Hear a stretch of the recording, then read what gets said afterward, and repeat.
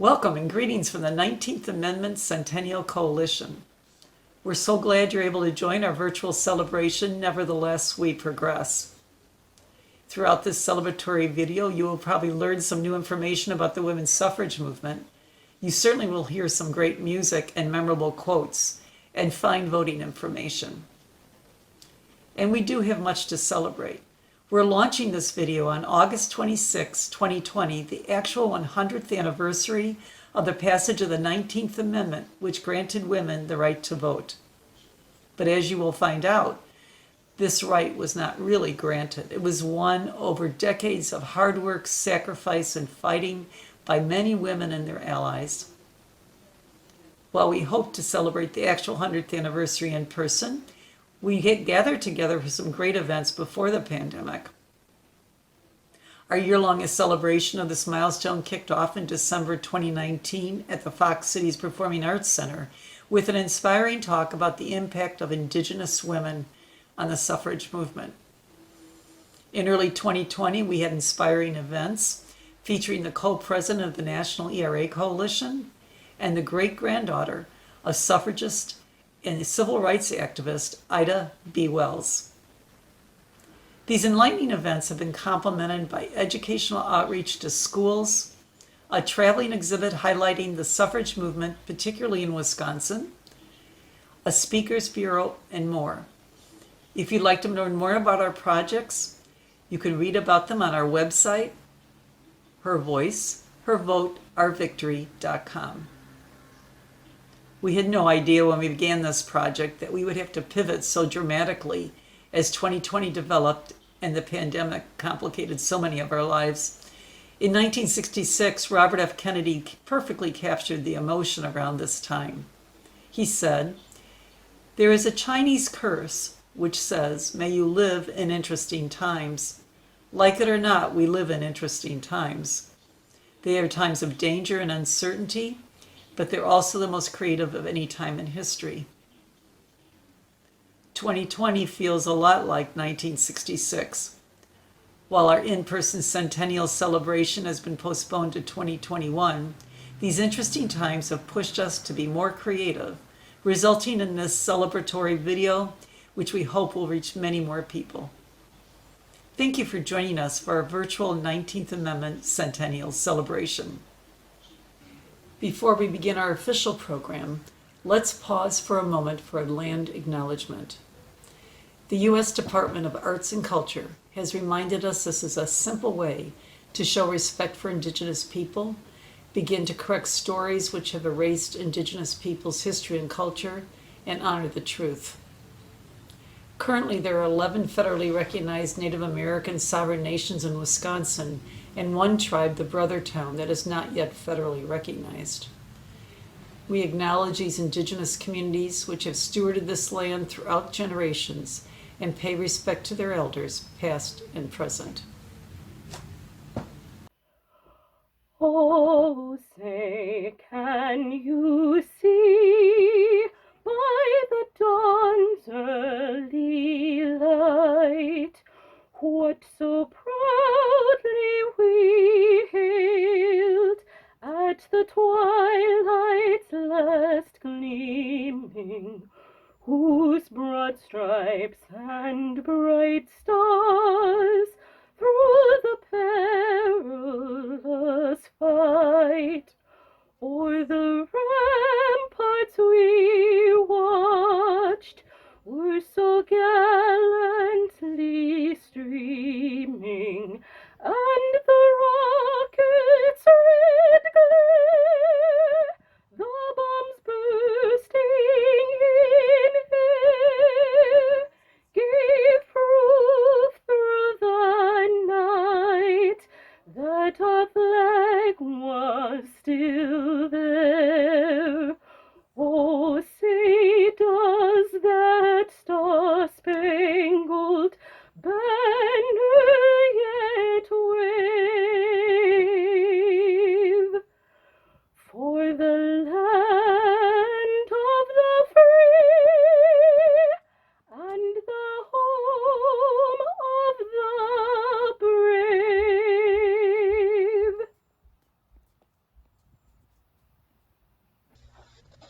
Hello, my name is Michelle Duster, and I am a great-granddaughter of Ida B. Wells Barnett. And she was involved in the suffrage movement in addition to numerous other activities that she is well known for. And I am going to read a passage of her autobiography where she talks about the activities that she engaged in regarding women's votes. So she says in her autobiography, which is right here, it was about this time, 1914, that the Illinois legislature was considering the question of enfranchising women voters of the state. I had been a member of the Women's Suffrage Association all during my residence in Illinois, but somehow I had not been able to get very much interest among our club women. When I saw that we were likely to have a restricted suffrage, and the white women of the organization were working like beavers to bring it about, I made another effort to get our women interested. With the assistance of one or two of my suffrage friends, I organized what afterward became known as the Alpha Suffrage Club. The women who joined were extremely interested when I showed them that we could use our vote for the advantage of ourselves and our race. We organized the block system, and once a week we met to report progress. The women at first were very much discouraged. They said that the men jeered at them and told them they ought to be at home taking care of the babies. Others insisted that the women were trying to take the place of men and wear the trousers. I urged each one of the workers to go back and tell the women that we wanted them to register so that they could help put a colored man in the city council. This line of argument appealed very strongly to them, since we already had taken part in several campaigns where men had run independent for aldermen. The work of these women was so effective that when registration day came, the second ward was the sixth highest of the 35 wards of the city.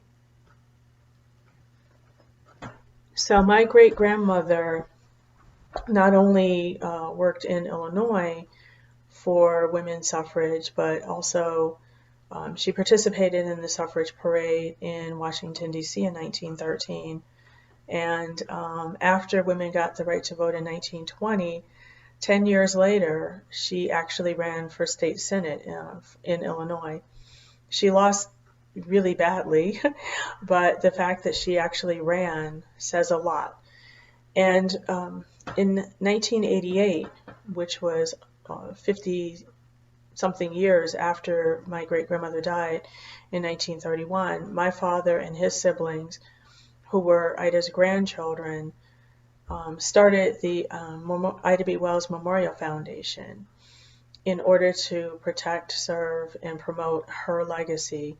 And the way we're trying to do that, I am continuing on after my father is gone to help the next generation of leaders get their education and get some support so that they can carry on with the struggles for equality and justice for all.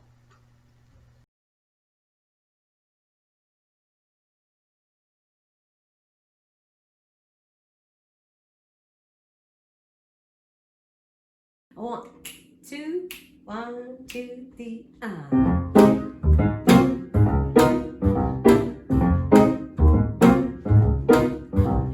Big discount. Come on and get your big discount.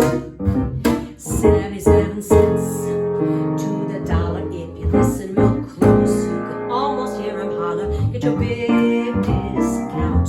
It's absolutely paramount by any person's sane account. A woman's place is in the House and the Senate. Why is it so hard to give a woman credit? Why the big discount? Glass ceiling, world reeling, 2016. Let the chips fall apart where they may. We got the Me Too movement and the March for Our Lives. You can't mansplain this one away. Big discount. Come on, I get your big discount. Enough already with this double standard. Do your sisters proud. Don't accept what we've been handed. No more big discounts. Big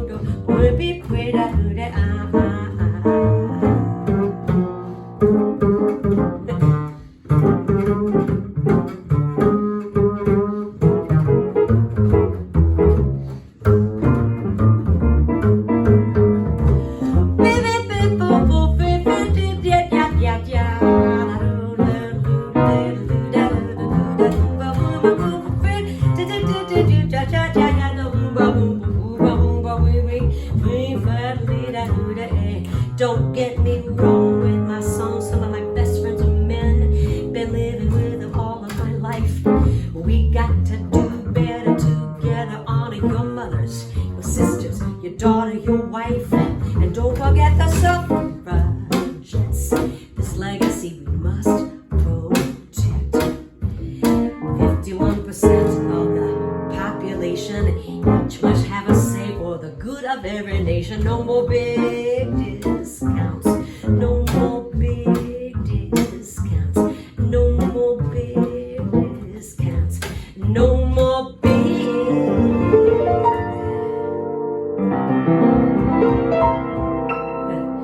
discounts.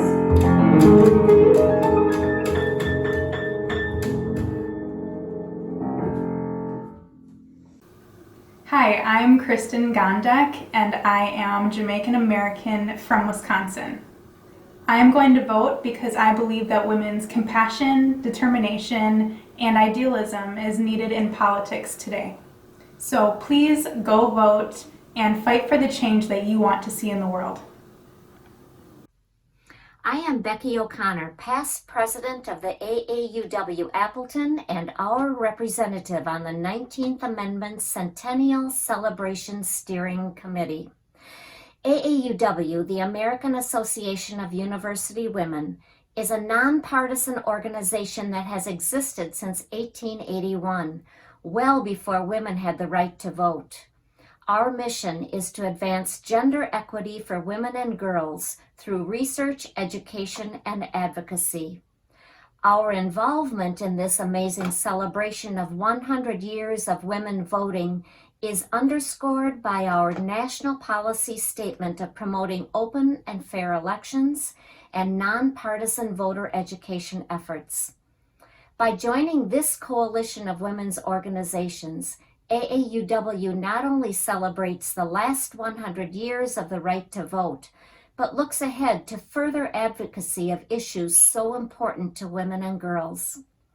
On behalf of our 160 members of AAUW Appleton, I offer a toast to Women's Equality Day, to the celebration of the 19th Amendment, and to everyone who can join me to say, "My vote is my voice."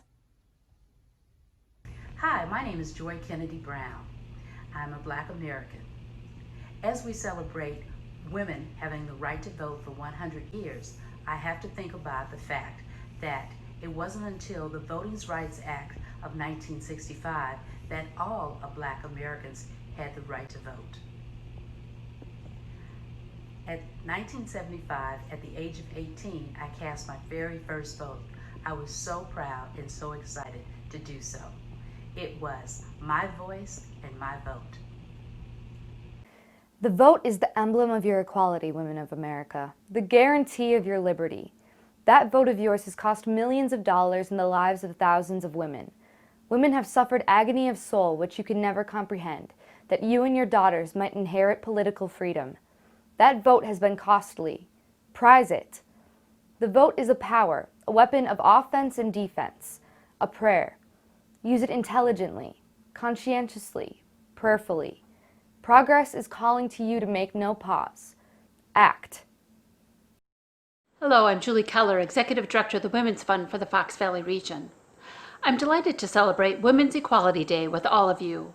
On this day, we celebrate and recognize the achievements of so many women who came before us and focus on the work that still needs to be done so all women are treated with dignity and respect. This is why the Women's Fund is proud to be a member of the 19th Amendment Centennial Coalition. I do have a proclamation this evening.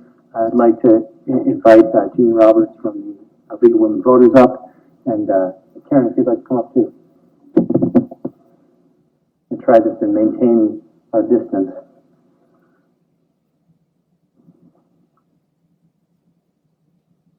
Okay. Whereas women of all races and ethnicities fought for the right to vote from the founding of our country, the 19th Amendment of the U.S. Constitution was officially certified on August 26, 1920, after a 72-year battle, granting the right to vote regardless of sex. And whereas Although the 19th Amendment was a milestone in women's equality, it did not immediately guarantee the right to vote for all women. Japanese, Asian Indian, Chinese, American, Filipino, and Native American women were not eligible to become naturalized and therefore could not vote until 1952 for Asian American women and 1957 for Native American women. And whereas African American women faced discrimination and racism at the polls until the passage of the Voting Rights Act of 1965, it was another 10 years before Latino women gained the right to vote. And whereas the right to vote did not come easily for women and people of color in the United States, and we must remain vigilant against barriers that disenfranchise any citizen's sexual orientation, identity, socioeconomic status, color, education, or disability. And whereas on August 16, 1973, with the authorization of Congress, President Richard M. Nixon issued Proclamation 4236, and every president since 1973 has issued a proclamation designating August 26th as Women's Equality Day. Now therefore be it resolved that I, Jacob A. Woodford, Mayor of the City of Appleton, Wisconsin, do hereby proclaim Wednesday, August 26, 2020 as Women's Equality and 19th Amendment Centennial Celebration Day in Appleton, and encourage all citizens to join in commemoration of this historic day to honor all women who have fought for and won the right to vote in all national elections. Thank you. Would you like to say something?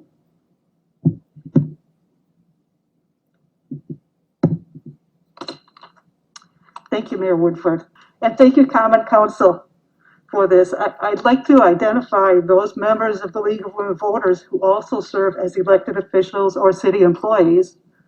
Jared Meltzer, Denise Fenton, Colleen Rortvedt, and Karen Nelson, who is both a member of the League of Women Voters of Appleton and Delta Sigma Theta Sorority Incorporated, which is the sorority of Black women who marched in the 1913 suffrage parade.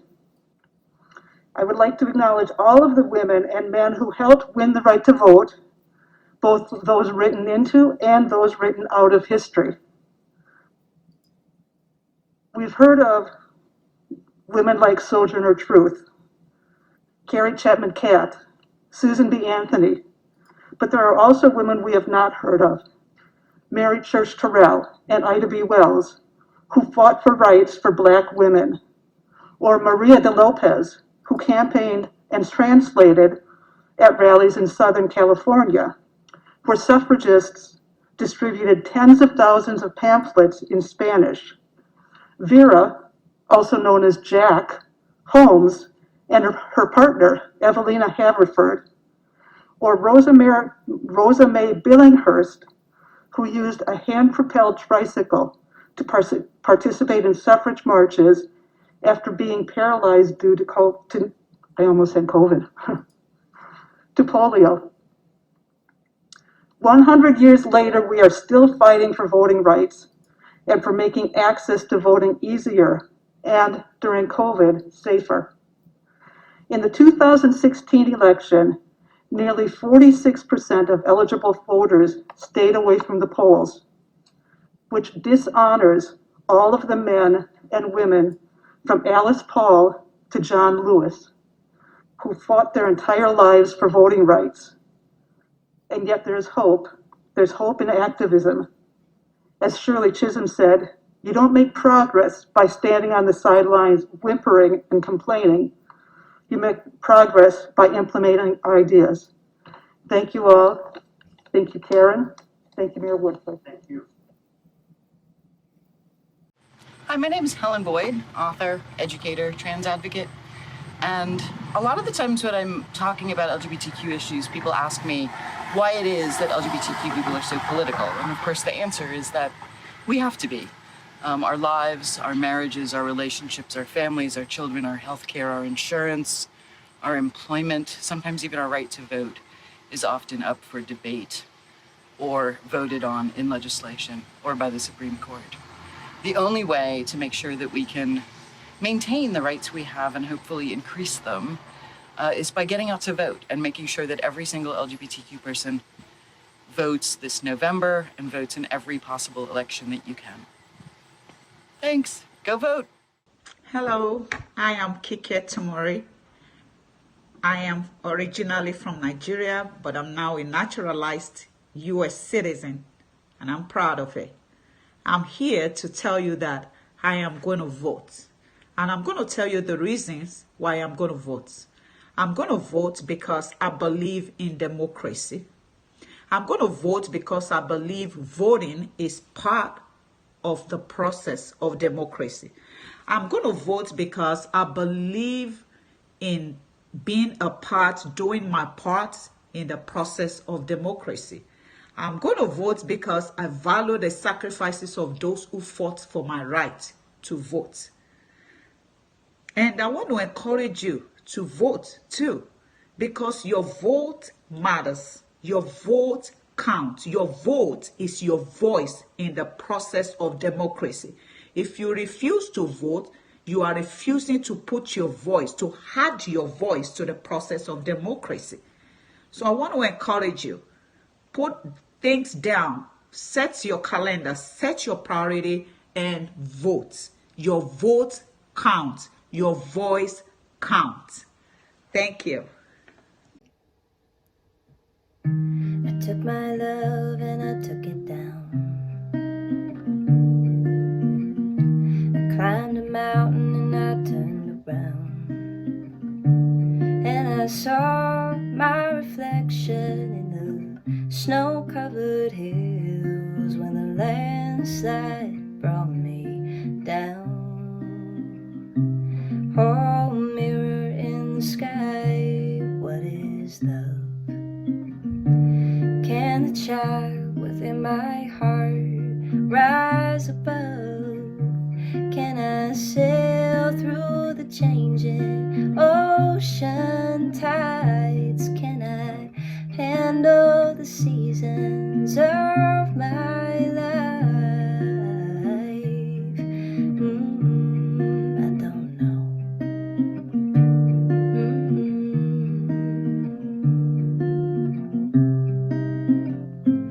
Well, I've been afraid of changing, 'cause I built my life around you. But time makes us bolder, children get older, and I'm getting older too. So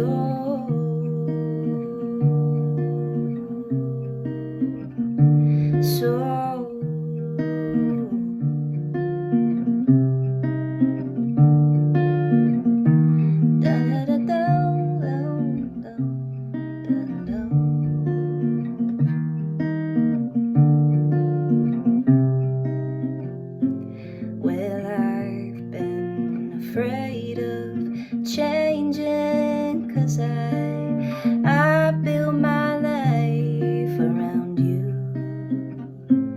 But time makes us bolder, children get older, and I'm getting older too. So take this love and take it down. If you climb a mountain and you turn around, and if you see my reflection in the snow-covered hills, where the landslide will bring it down. And if you see my reflection in the snow-covered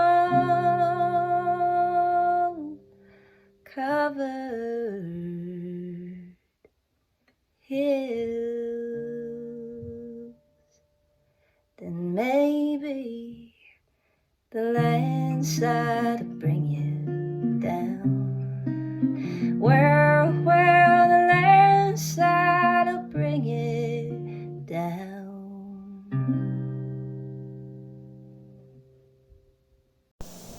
Hi, I'm Jean Roberts, current president of the League of Women Voters of Appleton. The League of Women Voters began as the natural outgrowth of the National American Woman Suffrage Association, a mighty political experiment aimed to help newly enfranchised women exercise their responsibilities as voters. Our foremothers made mistakes. They made racist decisions and allowed their personal goals of getting votes for women to divide themselves from many of their sisters. In spite of this, the League believes it is important to honor their hard work and the sacrifices they made on our behalf, while at the same time acknowledging their racist choices. The League's mission is to empower voters and defend democracy. And the League of Women Voters of Appleton knows that in order to truly fulfill our mission, we need to listen to all voices, work together, and honor each other on our way to true democracy. We cannot allow ourselves to be divided the way our foremothers allowed themselves to be separated from their sisters. Thank you for joining all of the organizations that worked so hard to create this video. Greetings. My name is Sarah Long Radloff. I am a 46-year resident of Appleton. Today, I stand before you in the role of Sojourner Truth. The oldest account of my speech by Marius Robinson, published on June 21, 1851, in the Salem Anti-Slavery Bugle, is the true account of what I said in my Akron speech. May I say a few words? I want to say a few words about this matter. I am for women's rights. I have as much muscle as any man, and I can do as much work as any man. I have plowed and reaped and husked and chopped and mowed, and can any man do more than that? I have heard much about the sexes being equal. I can carry as much as any man, and can eat as much too, if I can get it. I am as strong as any man that is now. As for intellect, all I can say is, if women have a pint and a man a quart, why can't she have her little pint full? You need not be afraid to give us our rights for fear we will take too much, for we can't take more than our pint will hold. The poor men seem to be in confusion and don't know what to do. White children, if you have women's rights, give it to her and you will feel better. And you will have your own rights, and they won't be so much trouble. I can't read, but I can hear. I have heard the Bible and have learned that Eve caused man to sin. Well, if women upset the world, do give her a chance to set it right side up again. Hi, I'm Shipra Seefeld. I'm a business owner, a wife, a mother, and most recently, an American citizen. I want to vote in order to have a voice for the important issues in my life. I also want to be able to vote because I have not been eligible to do so throughout my life. I've lived in 3 different countries. I was born in India, then lived for several years in Canada, and of course most recently in the US. So this is going to be my first presidential election, and I am thrilled and feel very privileged to be finally able to vote. Thank you. As the North American colonizers became U.S. Americans in 1776, we indigenous became a hindrance to their manifest destiny, to their rightful God-given property as they proclaimed all men are created equal and justice for all. As time went on, the word man was eventually allowed to include the African American and formerly enslaved men based on the 15th Amendment, where they were fully enfranchised and given the right to vote. Eventually, women too were enfranchised, holding full citizenship, including the right to vote, based on the 19th Amendment. Needless to say, because Native Americans were not U.S. citizens in 1920, the amendment did not pertain to them. Without asking or negotiating, American Indians became U.S. citizens by the Schneider Act of 1924. As citizens, American Indians could theoretically vote. The Schneider Act was clear. As citizens of the U.S., American Indians were also citizens of the state in which they reside. Since state controls voting, most states allowed American Indians to vote only for federal positions, as reservation lands were not controlled by the state. State legislators were adamant that Indians who did not pay taxes should not have the right to vote in state government. It wasn't until 1968 that all 50 U.S. states allowed Indigenous peoples to vote in all elections. Though all citizens of the United States can vote since the 19th Amendment, there remains barriers. Today's indignations include voter ID laws and polling locations. Many rural citizens, especially those who live on reservations, do not have traditional street addresses. Most state voter ID laws require a physical street address on their IDs, which resulted in many Indigenous voter registration applications being rejected. Additionally, states with voter ID laws often do not accept tribal IDs as valid forms of identification. This form of exclusion is coupled with the malicious location of polling sites. Upon the Indian Citizenship Act of 1924, the Arizona legislature was clear. They were not putting polling locations on reservations. In 2016, this continues to be an issue. Many tribal people in South Dakota had to drive over 150 miles to vote. And over 32% of South Dakota Indigenous people surveyed said they had difficulties reaching the voting location, which is a reason they did not vote.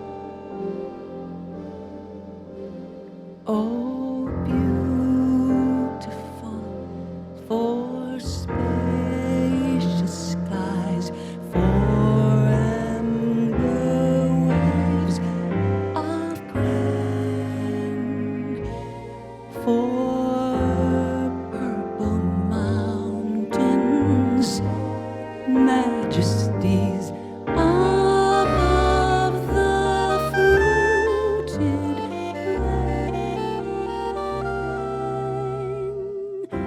America, America, God shed His grace on thee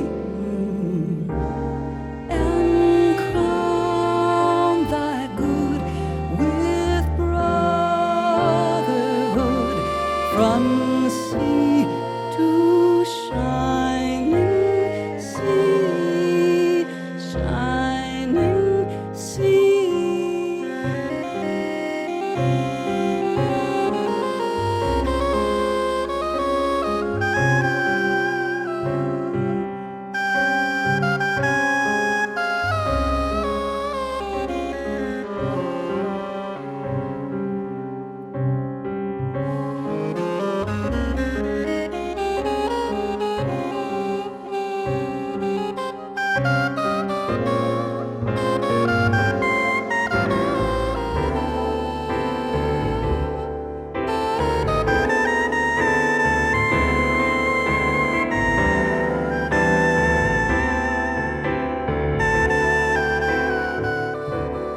Oh, beautiful for patriot dream that sees beyond the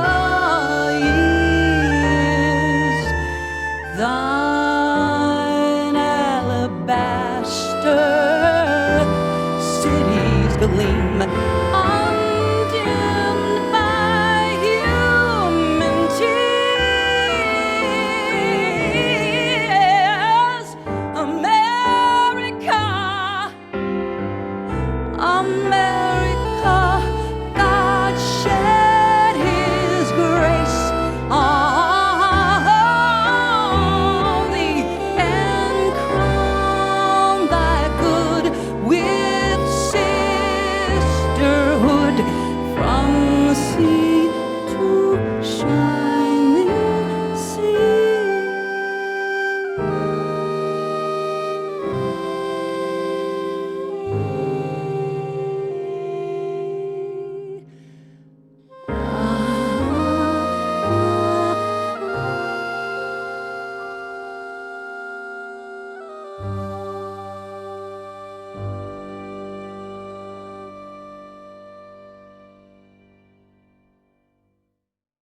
Hi, my name is Sarah Coonan, and I am the co-president of the Midday Women's Alliance of Appleton. Hi, I'm Marianne Bazil, and I'm the other co-president of Midday Women's Alliance of Appleton. So first of all, our mission at Midday Women's is to promote equity for all women and to help develop their potential. And we do that through networking, advocacy, mentoring, education, and skill building. So today we want to offer a toast with our imaginary glasses Yay. to Women Equality Day. And the reason for why Midday wanted to be involved in this project is we wanted to celebrate, the past 100 years of what women have accomplished. 1920 was kind of a monumental year. Women got the right to vote, and slowly but surely through, the past 100 years, we've definitely made some strides in what we've accomplished, but we recognize that there's still a lot more to go. So we see this project as a way to celebrate the past, but also to show that there's still more that can be done to promote women's rights. And to help bring us into the future. There we go. Thank you. Nyashong, hello. This is Pali Mua. I am a Hmong American woman, and I will be voting because for a long time, Hmong women and our voices were excluded in the decision-making process of what was happening in our community and our country. And so I will be voting because it is a right, a privilege, an opportunity, and an obligation for me to use my voice to leverage change.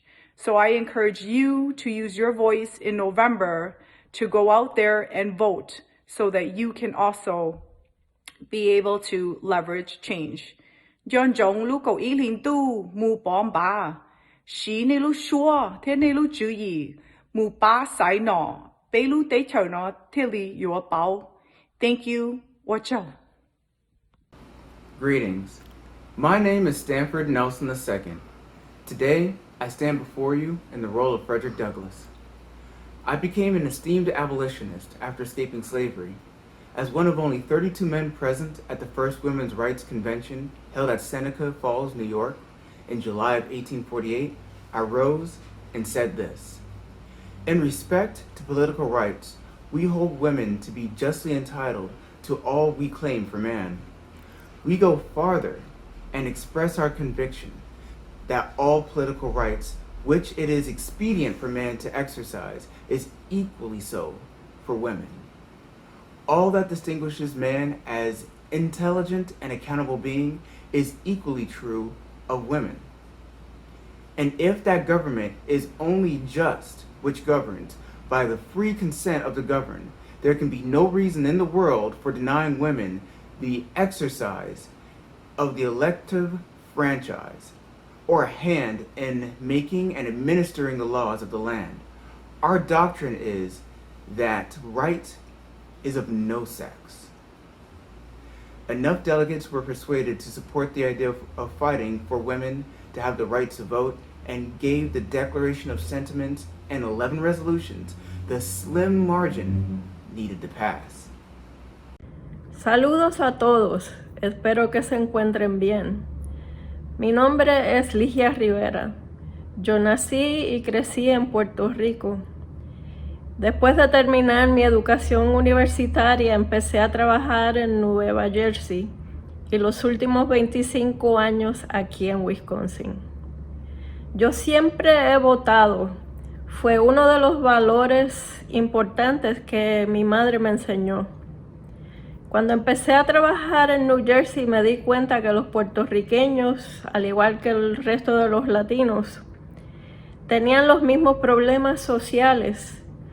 un nivel de socioeconómico mucho más bajo, lo cual les limitaba el acceso a la educación universitaria.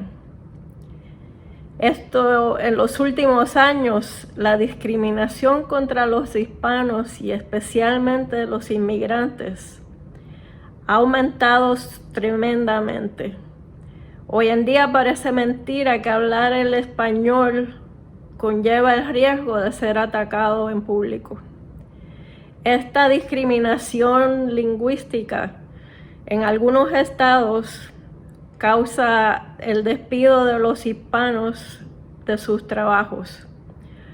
Por todo esto es sumamente importante votar. Es también muy importante educarnos sobre el calibre de persona de los políticos por quien votamos, saber sus antecedentes y sus valores. Hay que ejercer nuestro voto a nivel local, estatal y nacional. Esto afecta muchos aspectos de nuestras vidas: servicios sociales, servicios médicos, leyes y políticas inmigratorias. Su voz es su voto. Por favor, voten para un futuro mejor para todos. Muchas gracias. Que Dios los bendiga. And by the way, in the new code of laws, which I suppose it will be necessary for you to make, I desire you would remember the ladies and be more generous and favorable to them than your ancestors. Do not put such unlimited power into the hands of the husbands. Remember, all men would be tyrants if they could. If particular care and attention is not paid to the ladies, we are determined to foment a rebellion and will not hold ourselves bound by any laws in which we have no voice or representation. Hello, I'm Dr. Veronica Warren, President of the Northeast Wisconsin Alumni Chapter of Delta Sigma Theta Sorority Incorporated. Founded on the campus of Howard University and HBCU on January 13, 1913. We are an organization of college-educated women committed to the constructive development of its members and to public service with a primary focus on the Black community. Our 22 founders was on the right side of history on March 3rd, 1913, when they used the power of their voice during the Women's Suffrage March on Washington.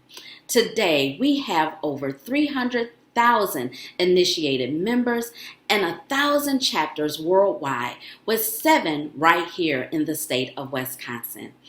Our chapter serves the counties of Brown, Calumet, Fond du Lac, Kewaunee, Manitowoc, Outagamie, Sheboygan, and Winnebago.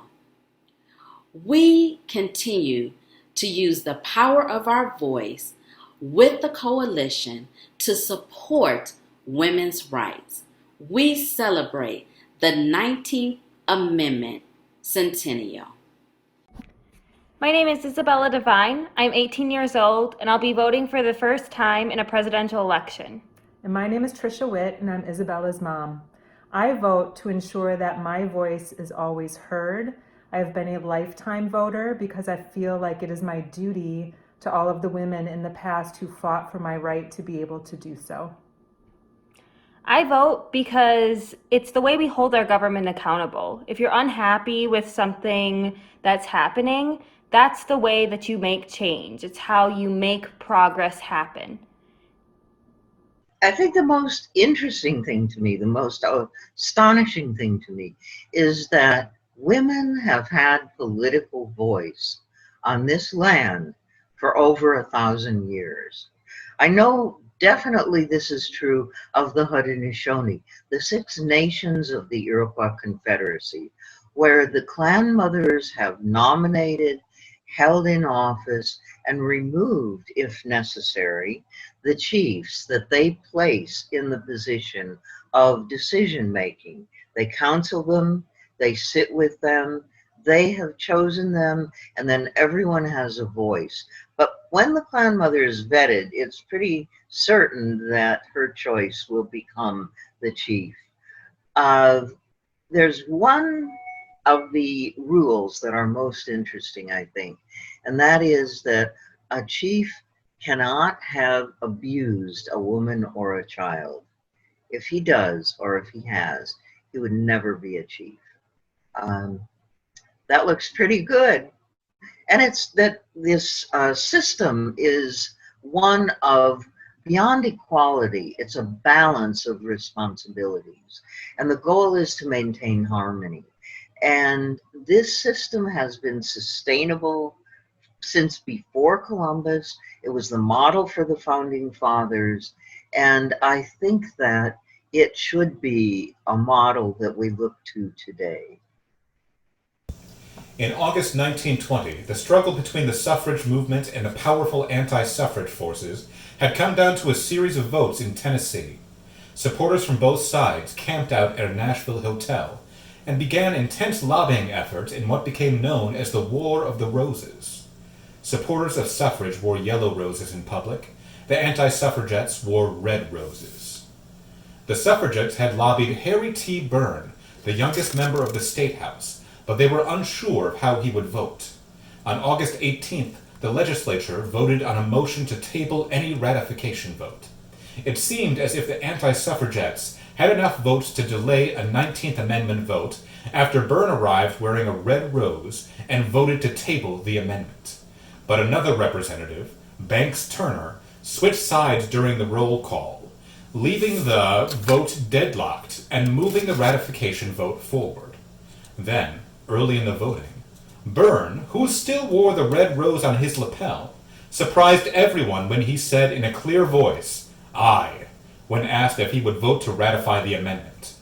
As it turned out, Byrne had received a letter from his mother, Feb E. Byrne, and was carrying it in his suit pocket. The letter stated, "Dear son, hurry and vote for suffrage and don't keep them in doubt. I noticed Chandler's speech. It was very bitter. I've been waiting to see how you stood, but have not seen anything yet. Don't forget to be a good boy and help Mrs. Cat with her rats. Is she the one that put rat in ratification? No more from Mama this time. With lots of love, Mama." The day after the vote, Byrne spoke about his reversal for the first time, declaring to the assembly, "I believe we had a moral and legal right to ratify." But he also made no secret of Miss Febb's influence. "I knew that a mother's advice is always safest for a boy to follow, and my mother wanted me to vote for ratification." Chinese Americans could not vote until 1952, thanks to the McCarran-Walter Act that granted the right to citizenship to all people of Asian ancestry. Until then, the Chinese Exclusion Act of 1882 not only barred Chinese laborers from immigrating to the United States, but also prevented those who were of Chinese ancestry from naturalizing to become U.S. citizens. So the right to vote is precious and valuable to me, having watched my parents become U.S. citizens way back when I was in 5th grade. They even allowed all of us kids to take a day off of school to be there with them, so that really emphasized the importance of the event. I am voting, and I vote in every election because there is so much work to do. Hello, I'm Karen Nelson from the Office of Diversity and Inclusion in the Mayor's Office for the City of Appleton. Today, I am portraying Mary Church Terrell, the first African American woman to receive a PhD in the United States. I believed Black people would improve their lot through education, work, and activism. Lifting as we climb became the motto of the National Association of Colored Women that I helped to found.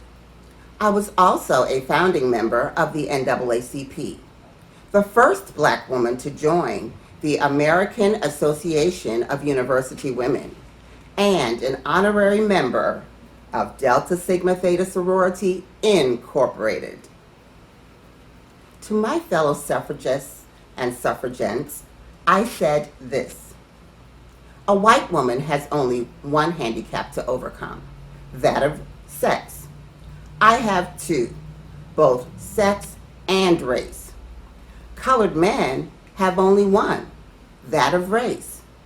Colored women are the only group in this country who have two heavy handicaps to overcome, both that of race as well as of sex. Go Vote.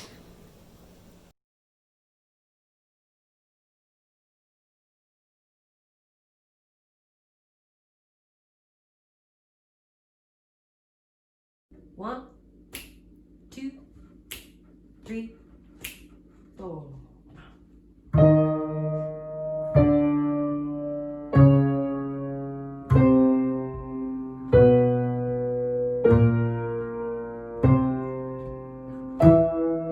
Some folks are always trying to get over.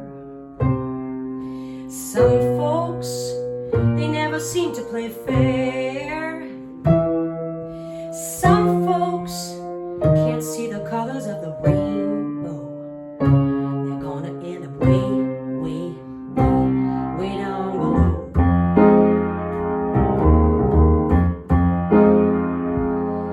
Well, it just ain't right to pit a sister against a sister. Red, black, and white, we are all one. Ain't no need to choose between our races and our gender. That'll surely keep us way, way, way, way down below. You got to let her in, let her dream, let her rise, let her fall. It won't take away from you at all. Don't let him take you way, way, way, way down below. She's got to have a voice, she's got to have a choice. And this is where we separate the men from the boys. Don't let them take it way, way, way, way down below.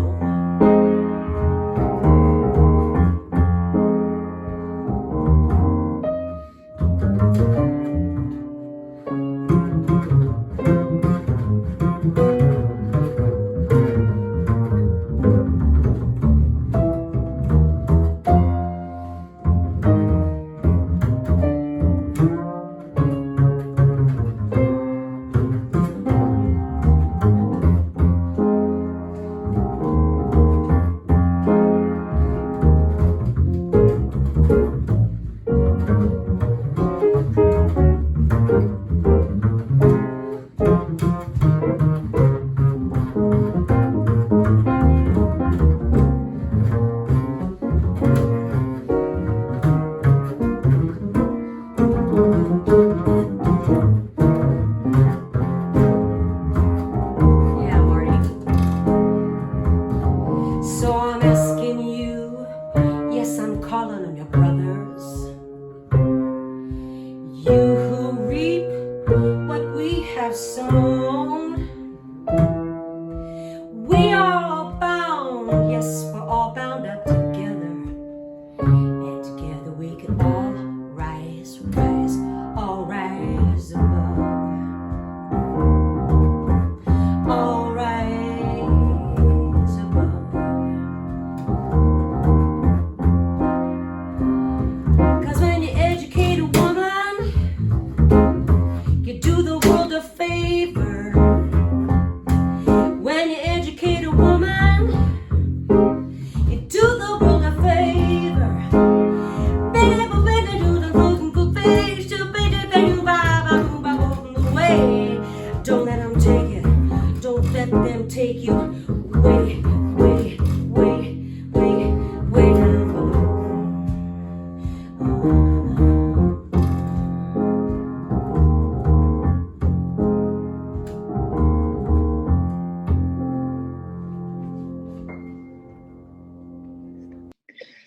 My name is Linda Biella, and it has been my honor to serve as co-chair of the Fox Valley 19th Amendment Centennial Coalition. It's ironic that the suffragists we celebrate today found themselves in the midst of a global pandemic a century ago. Nevertheless, after 72 years of struggle and sacrifice, they progressed. Those strong, relentless women achieved a great victory for some women in 1920, but many others had to persevere much longer to gain the right to vote. We now find ourselves once again in the midst of a deadly global pandemic, and we are faced with the most consequential election of our lifetimes. We must persist to ensure that every American can exercise the precious right to vote.